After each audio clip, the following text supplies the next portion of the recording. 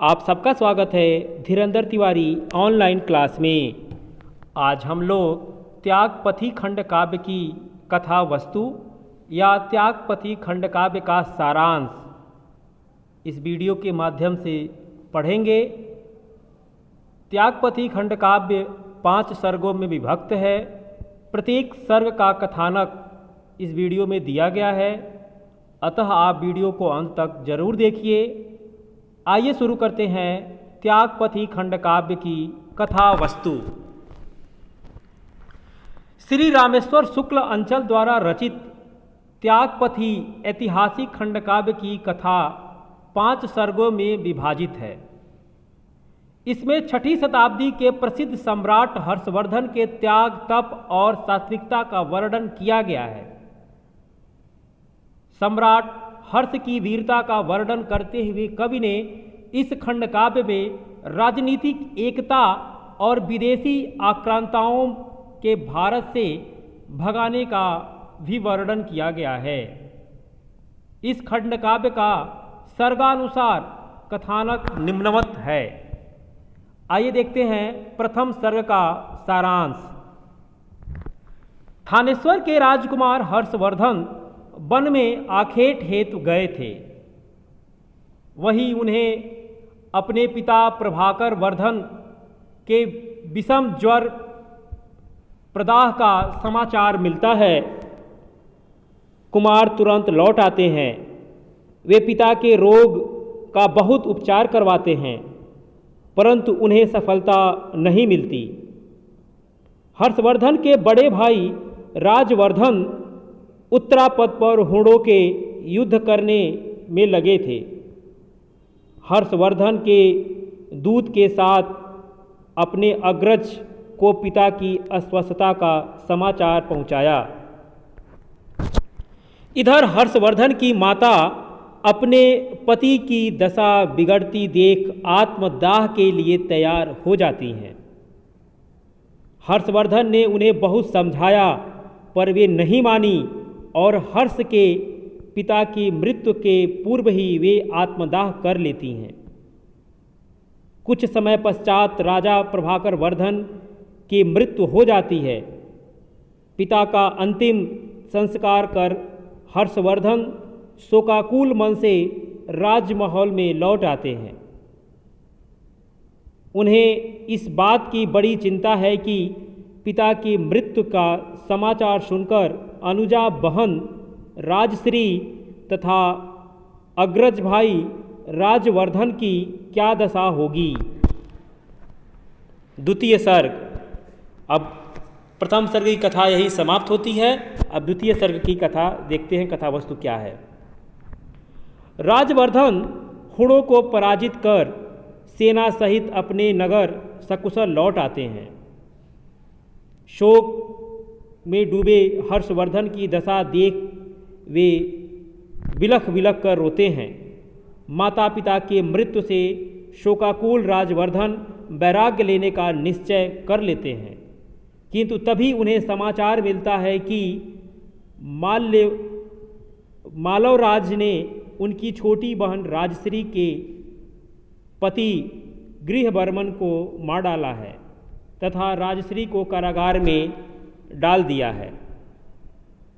राज्यवर्धन वैराग को भूलकर मालवराज का विनाश करने चल देते हैं। राज्यवर्धन गौड़ नरेश को पराजित कर देते हैं, परंतु गौड़ नरेश छलपूर्वक उनकी हत्या करवा देता है। हर्षवर्धन को तब यह समाचार मिलता है तो वे विशाल सेना लेकर मालवराज से युद्ध करने के लिए चल देते हैं।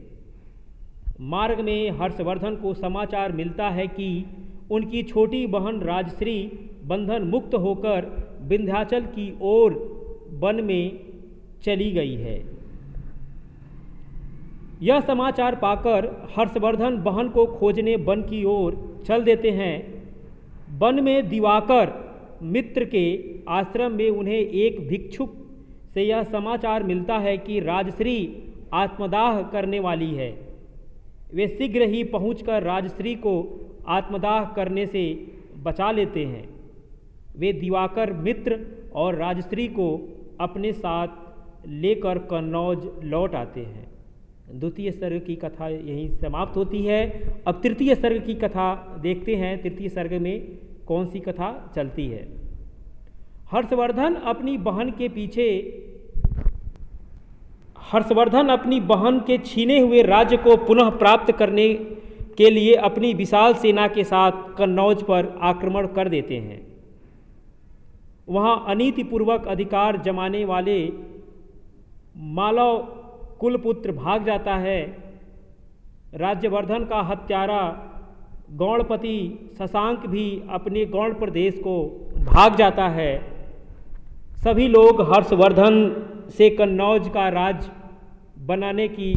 बनाने की प्रार्थना करते हैं, परंतु हर्ष अपनी बहन का राज लेने से मना कर देते हैं।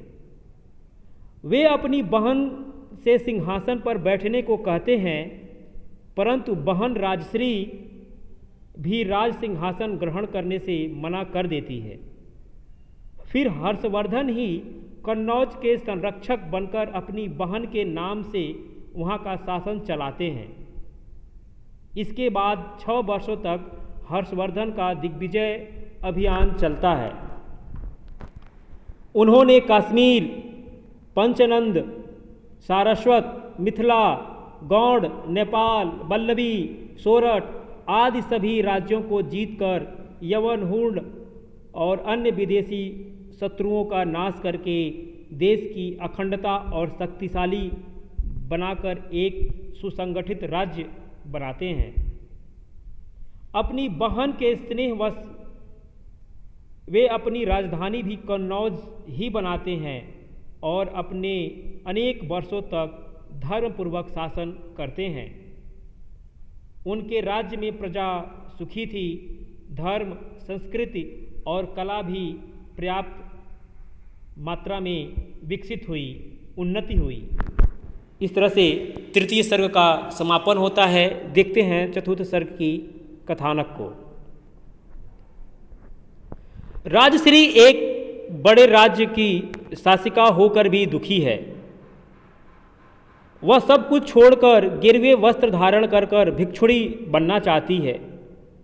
वह हर्षवर्धन से संन्यास ग्रहण करने की आज्ञा मांगने जाती है तो हर्षवर्धन उसे समझाते हैं कि तुम तो मन से सन्यासी नहीं हो ही फिर संन्यास लेने की क्या जरूरत। यदि तुम गिरवे वस्त्र ही धारण कर संन्यास लेना चाहती हो तो अपने वचनानुसार मैं भी तुम्हारे साथ संन्यास ग्रहण कर लेता हूँ। ये हर्षवर्धन अपनी बहन राजश्री से कहते हैं। तभी दिवाकर मित्र आकर उन्हें समझाते हैं कि वास्तव में आप दोनों भाई बहन का मन सन्यासी है, किंतु आज देश की रक्षा एवं सेवा संन्यास ग्रहण करने से अधिक महत्वपूर्ण है। दिवाकर के समझाने पर दोनों संन्यास का विचार त्याग देते हैं और देश सेवा में लग जाते हैं।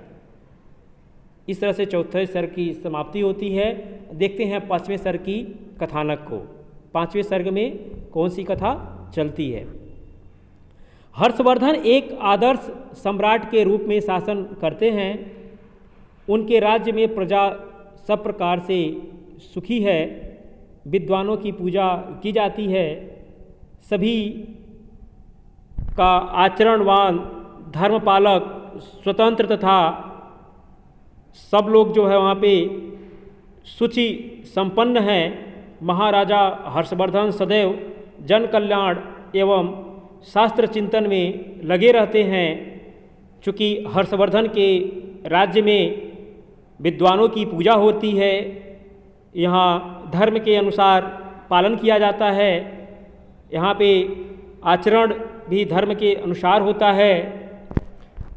अपने भाई के ऐसे धर्मानुशासन को देखकर राजश्री भी प्रसन्न रहती है। संपूर्ण राज्य एकता के सूत्र में बंधा हुआ है। एक बार हर्षवर्धन तीर्थराज प्रयाग में संपूर्ण राजकोष को दान देने की घोषणा करते हैं और कहते हैं, हुई थी घोषणा सम्राट की साम्राज्य भर में, करेंगे त्याग सारा कोष ले संकल्प, कर में। इस तरीके से हम लोग ने त्यागपथी खंडकाव्य का सारांश देखा। पांचों सर्गों की कथावस्तु हम लोगों ने पढ़ लिया। अगर आप चैनल पे नए हैं तो इसे सब्सक्राइब करिए, अपना महत्वपूर्ण सुझाव हमें दीजिए। अगर वीडियो अच्छा लगे तो लाइक और शेयर ज़रूर करिए। धन्यवाद।